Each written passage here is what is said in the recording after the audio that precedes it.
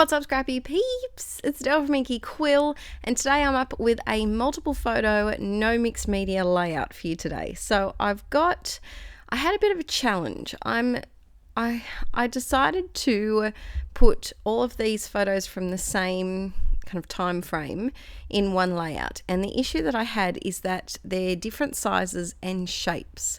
So two of them are, I think they're 2" by 2" squares, and then there was a 4" by 4" square, and then a 3x4.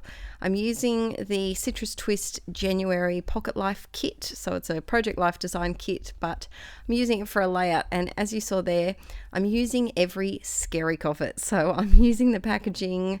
That first part was the back of the ephemera pack, so you could see all the different tags and labels and all the things that are included in the ephemera pack. And the great thing about using it as a layering piece is that you can't tell what they are, it just gives it a little bit of colour. So because I was scrapbooking all of these different photos, I needed something to kind of make them uniform because they were different sizes, and there was even a black and white one thrown in there, and the large 4x4 photo has a Instagram filter. They were just very clunky. They weren't very related. So I decided to use this grey and white striped packaging in a lot of the layering that I did. In the Pocket Life kit for January, there was this book paper page, and I loved it, and I thought that it'd be perfect to use. And by echoing the same kind of papers across all of the photos, it kind of gives it a bit more of a cohesive look.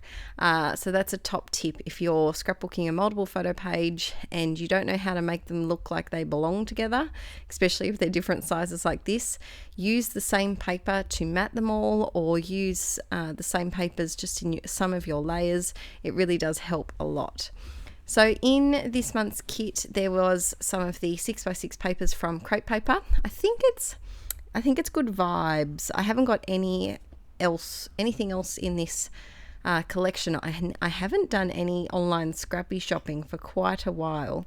So I think with the new Creativation releases that will be coming out soon, I might have to treat myself to some new 6x6 paper pads, because I do like a good 6x6 paper pad. They're just so handy, and that's the good thing about the Pocket Life kit is that you can use them for cards, or you could use them for layering in layouts as well.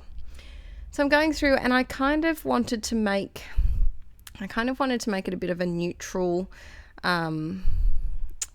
layout, so not really bright colors, kind of keep it to creams, browns, whites, bit of pink. Now the reason why, it's a photo of Archie, and of course Archie is a boy, but he has this pink rabbit that my old grade partner gave to me that I taught kindergarten with, and she bought this pink rabbit years and years ago, before I was pregnant, before we were even thinking of babies, and she saved it up for because she knew that one day I would have a baby. And so she saved it up, and when we found out that Archie was going to be a boy, she gave it to me and she said, "I'm not sure if you'd still like this, but I saw it," and it was before, these days bunnies seem quite popular, and it was the only bunny toy that she'd ever seen at that point. So of course I love it, and Archie really loves it too, and so I just wanted to kind of balance the pinky look here with just some really neutral papers, just to kind of contrast a little bit. So I'm using some more of that packaging of that grey and white striped paper. Look at your packaging in different ways, peeps. It can be used for so many things. I decided to make the two large photos kind of the biggest layering pieces. So that square photo is the main focus of the whole spread. Archie, before he was mobile and wanted to attack everything and anything, his favourite way in the morning to watch my scrapbooking YouTube videos that I watch in the mornings, or art videos that I watch, his favourite way to view those was with his arms outstretched like an aeroplane, and I just thought it was hilarious. So I had to snap a photo of that, of course.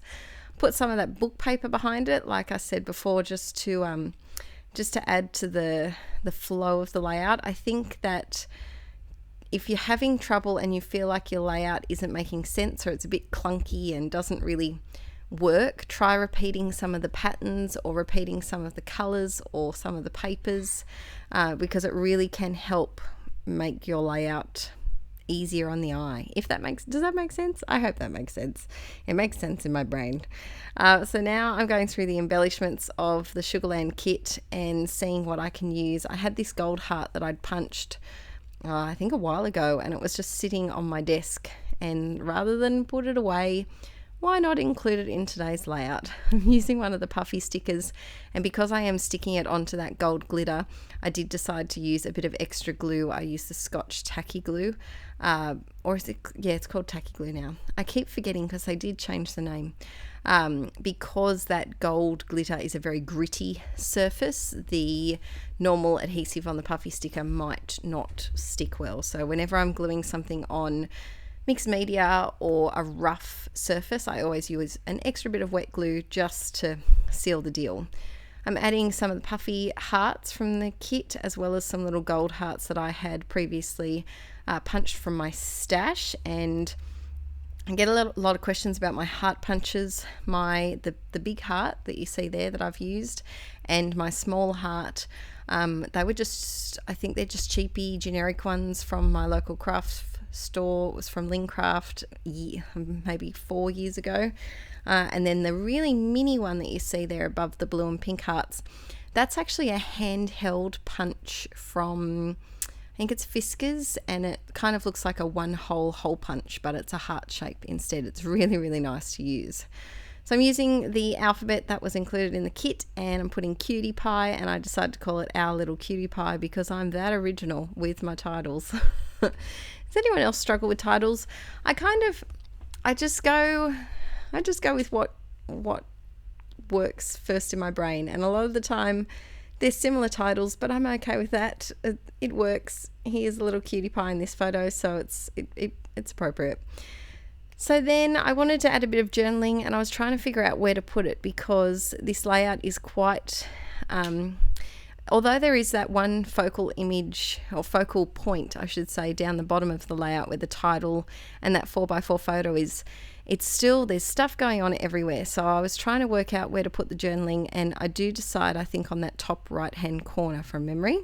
I'm adding some of the tiny word stickers because tiny word stickers are life, and I'm adding a little fishtail banner just to give it a little bit of extra something. I like to also staple my tiny word stickers sometimes just to make them a little bit interesting and not as flat. And then I'm looking at a stamp set for this month and seeing if there's anything that I can use from memory. I created this layout a few weeks ago, but from memory there was a lot of very good generic phrases. I love stamps that have generic phrases like documented, captured, that type of thing, because rather than being theme specific like Happy New Year, which there were a couple, I think it said New Beginnings on this stamp set, but that could be used any time of the year, whereas Happy New Year is quite specific to a point of the year.